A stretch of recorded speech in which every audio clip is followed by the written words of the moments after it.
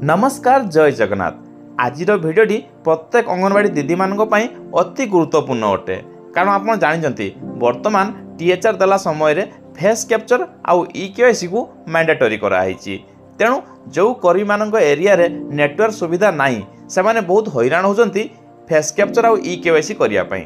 आज भिडियो आम कथा हवा जो केन्द्र गुड़िक नेटवर्क सुविधा नहीं से केन्द्र गुड़िक किपरि भाव में आप फेस कैप्चर और ईकेवाईसी करें।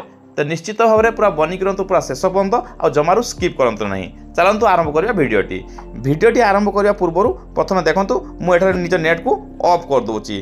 बर्तमान आम ठीक जपरी आप केन्द्र नेट नहीं आम ठीक से ऑफलाइन मोड या करवा किपरि आम एंट्री करवा। देखंतु एठार देखंतु डेली ट्रैकिंग अच्छी तो डेली ट्रैकिंग उपर क्लिक कर दियंतु। डेली ट्रैकिंग उपर क्लिक कला परे एई भलिया एक इंटरफेस टी खोली जीवो जो किसी समय घूरिबो आउ तापरे विभिन्न ऑप्शन शो करिवो। बर्तमान देखंतु सब ऑप्शन शो करछि सेथिरे लेखा है देखंतु टीएचआर और एचसीएम ता उपरे क्लिक कर दियंतु। एठारे क्लिक कला परे आमे समस्त ऑप्शन देखि परिबा जेमिति कि टीएचआर को माने पाइबे प्रेग्नेंट वुमेन लैक्टेटिंग मदर आउ 6 मंथ टू 3 ईयर एति जण टीएचआर खाती केन्द्र तेणु आम जेकोसी गोटे बेनिफिशियरी को नबा एठारे उदाहरण स्वरूप मन कर आम 6 मंथ टू 3 ईयर भितर गोटे छुआ को नबा तेणु आम 6 मंथ टू 3 ईयर उपर क्लिक करवा।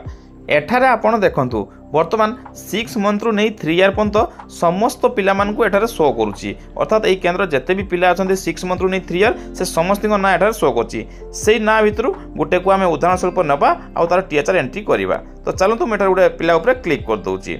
क्लिक कला परे एई भलिया एक इंटरफेस खोल जीवो जेहेतु यांकर पूर्वर फेस कैप्चर हो सारी से डायरेक्ट पलि आसला फेस कैप्चर पाखक जदि भी आपको फेस कैप्चर न हो पूर्व मासर ताहले से सेम प्रोसीजर आपको फॉलो करा पड़ो।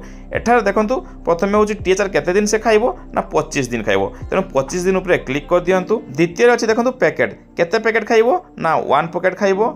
तापर अच्छे देखंतु वेरिफिकेशन मेथड गोटे हूँ आप फेस कैप्चर करें आउ आप विदाउट फेस कैप्चर करें किंतु जेहेतु वर्तमान फेस कैप्चर को निश्चित भाव में मैंडेटरी कराई तो आप फेस कैप्चर उपर क्लिक कर दियंतु।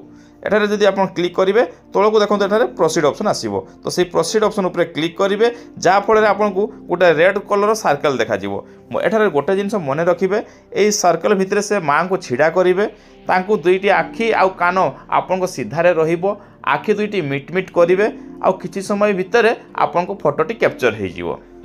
एठारे सिक्यूरीटी और आइडेंटिफिकेशन दृष्टि आमे से महिला फोटो आपन को देखई पारुना किंतु आपन समस्ते ए सेम प्रोसीजर को फॉलो करंतु फोटो उठे सारी सेव कर दियंतु।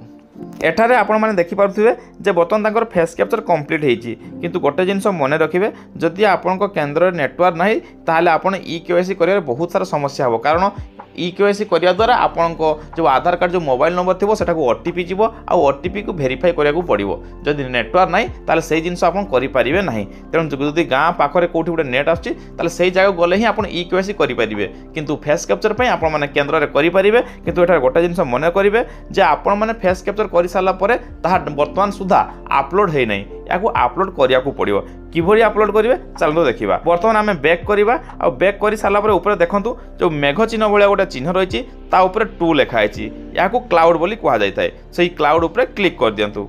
एठारे क्लाउड उपर क्लिक कलापर आप देखिए आप ऑफलाइन मोड रे बा नेटवर्क नथिबा अवस्था जो काम गुड़िक कर गोटे सीरियल रही आ बर्तमान कौन करेंगे ना बर्तमान आप निज केन्द्र दूर को जाई जो जगह नेट आसी से जगह को जातु आ निज डाटा को ऑन कर दियंतु। एठारे देखंतु मु निज डाटा को ऑन करदेली।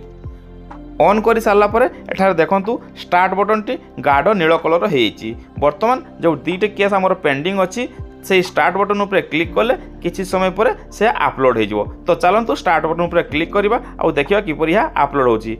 क्लिक कला परे देखो नील बटन टी किपरि घुरुची आ किसी समय भितर डाटाटी बर्तमान देखो संपूर्ण भाव में दुईटा डाटा अपलोड हो गला।